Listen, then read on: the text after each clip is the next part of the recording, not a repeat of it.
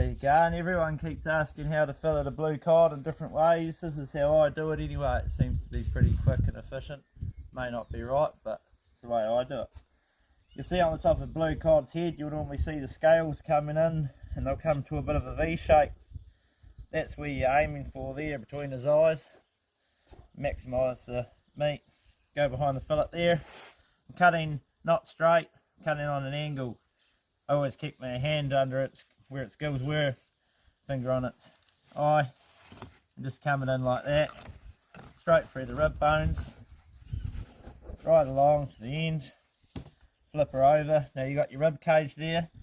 Instead of going straight down, again we're following the bones to get a bit more meat, so I just kind of run along, that way you still got that flat coming through there.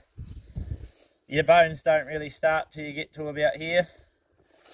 So I just come along, and then when I get to here, there's a wee layer of skin here you can kind of see. Sometimes if you go too flat, you can get under that, and then the bones won't rip out. So when I get to here, I just give it a wee whack. You don't need much at all, literally just a touch.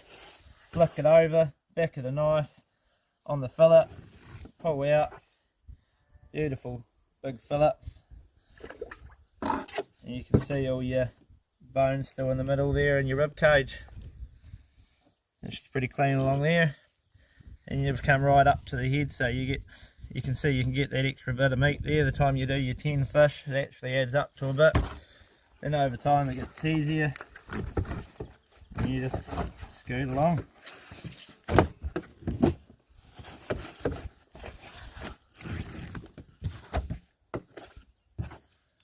Happy days.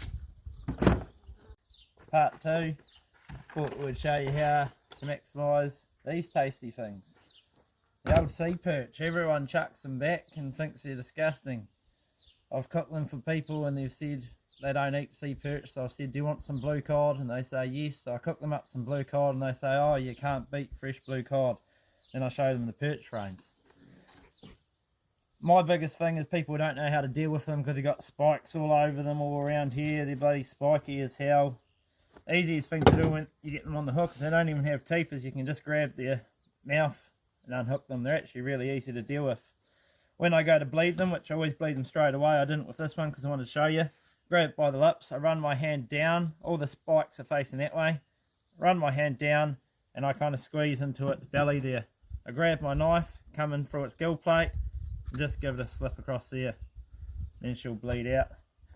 But I'll show you how to fillet it. Same as the blue cod pretty much to start with. Come straight up, aim for between its two eyes on the angle, through the rib cage, follow it right along the whole frame, come over the edge, and you've got this wee black rib cage in here. Again, I just take that straight out, and if it's easier for you with these, you can just take that straight out. Doesn't really matter. These have bones in them through here like the blue cod, and you can do them like the blue cod, but you don't actually have to. These bones here, they dissolve after they get to 29 degrees. So why bother? All you actually have to do is just run your knife along the skin. Perfect fillet. Easy as. Easier than a blue cod. So don't throw these buggers away. Keep them. They're actually taste the same as blue cod, but they're a wee bit sweeter. Ain't nothing wrong with them. Won't go over the filleting side of things again with you, but I'll show you how to maximise the rest of the blue cod and what we can do with that. Let's get up to that stage again. Right, so we've got our blue cod. Firstly, what I don't do but you can do is when the blue cod's still whole, especially prefer to do it out at sea, it's a whole lot less messy. Scale up the skin first. I'll explain why. Rib cage bit, you can cut that off, whack that in the smoker. We're not going to, we've got too much to do already, but whack that bit off. Pretend that's all come off. What you do is you run your knife right along it so there's no meat on it, and then do that again, so you're basically trying to get rid of any bit of meat on there, so it's just the skin. Remembering you've already scaled it, this one's not. Chuck it in the water, Just cold water, about 500 mils of water, say half a cup of salt, 10 minutes, take it out, paper dry it down, get your oil on your pan, cut it into pieces, chuck it in your pan. That turns into crackling. Everyone loves a bit of crackling. Your wings, everyone's always asking how to do the wings. They're always grabbing a knife and hacking away and blunting it and making it look absolutely horrible as well as dangerous. Grab your finger, go inside the gills. You're trying to get underneath both sides of the gills, like so. Compress your finger, pull that.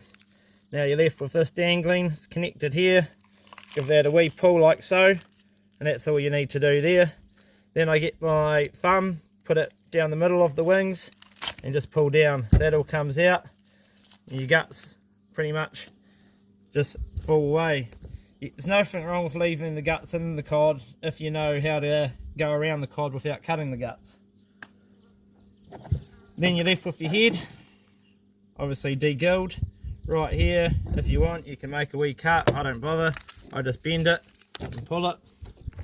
Then there goes your blue cod head. Great for making a chowder. Again, you can smoke it, whatever you want. Boil it up. There's a whole lot of meat in the cheeks, so then we can use that part. We are now left with our frame and our wing. Our wings or collar or whatever you want to call it. I just literally chuck that straight on a pan like that, put it in the oven, dust a wee bit with brown sugar, give it a couple of drips of soy sauce, 20 minutes, 180 degrees. That comes out. That will pull away, that will pull away, that will pull away. It actually turns into a beautiful platter food. It doesn't look that slimy and yucky when it comes out of the oven. Then you're left with your frame. And of course you can smoke that up, or again boil it down with some water and make a lovely chowder, or you can just boil away and pick at the meat that's left in between the bones. Literally nothing but the guts left, and you're more than welcome to feed that to your cats, dogs, or chuck it in your garden.